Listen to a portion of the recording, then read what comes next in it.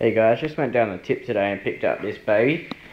And I was just thinking, well, most of you guys don't really know how to see if Whip Snipper is worth buying, because I mean, I bought this one for $10, which is pretty much the going rate. I mean, you can get them for $5, but because this one actually looks good, like all the plastics are fine, and you know, the exhaust pipe has pretty much no rust.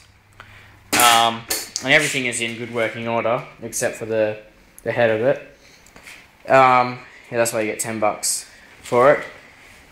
If it was a bit worse looking, if all the stickers were all shit, and all this is bad, and the covers are all scratched, and the exhaust was rusted like hell, then it would probably be $5 worth. Generally, these sort of Ryobis and stuff, 95% of the time you can get them working.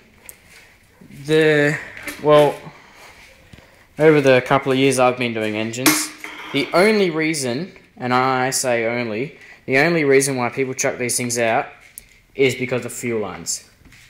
You can see these fuel lines, they're all hard. I can probably snap them. Okay, maybe not that one, but the other one probably. They're all hard and stuffed. And then, because they're all hard, the primer bulbs are all stuffed as well.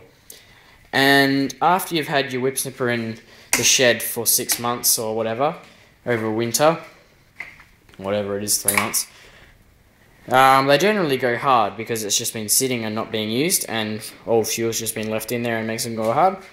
So when you pull it out after winter, you start it up, it doesn't work. So a lot of people, they don't really know anything about engines, so they just chuck it in the bin or the tip or whatever.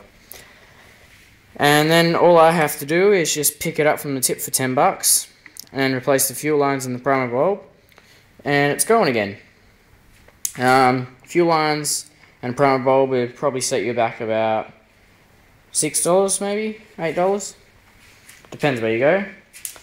And then all you need to do is chuck some fuel in it and you're good to go. So the things to check when you're looking at an engine like this is basically just the general look of it. If it doesn't have a cover, then I don't know, I wouldn't really buy it. Because if it doesn't have a cover on it, chances are, well, it has been sitting at the tip for a while and water has got into the carburetor and thus rusted all the inside. Then what you got to do is just crank it over a few times. If it's really hard to crank over or it's seized, don't buy it. It's just totally not worth it. But if it turns over, like this one does, then it's wicked. Don't worry too much about the pull starter. If you can hear this one, it's really noisy and really noisy and rusty sounding. That'll fix up easily. It just probably either needs, the shaft needs a bit of sanding, or this thing needs a little bit of oiling. Don't use CRC because that just makes it worse. It's good for a couple of hours maybe, but once the CRC is gone, it's just back to normal again. So what you use is either like a thin oil. You can use 4-stroke oil, but it's not really recommended because it's a bit thick and it might make it jam. ATF oil, automatic transmission fluid, is probably the best one to use. That's nice and thin. Or machine oil, you can probably use that as well. Just like sewing machine oil or something like that. So what you do is just crank it over.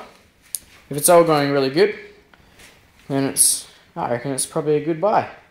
Then all you need to do is just change over fuel lines.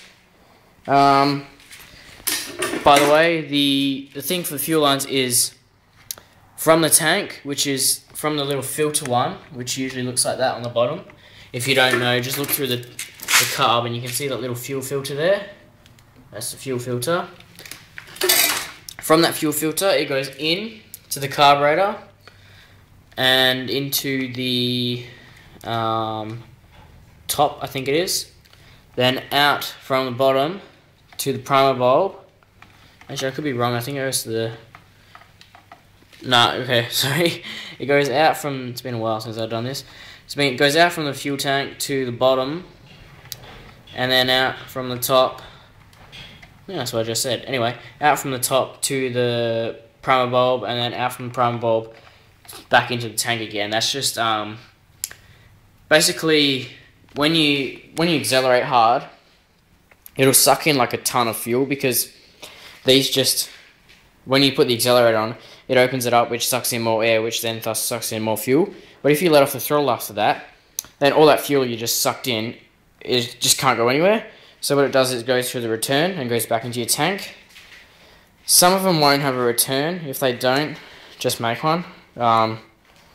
Sometimes your return thing won't be hooked up, and then fuel will just leak out every now and then, which sort of sucks.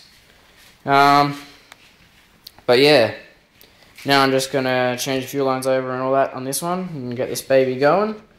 And then this is gonna be the engine for my RC car that I'm building. So I'll catch you guys later.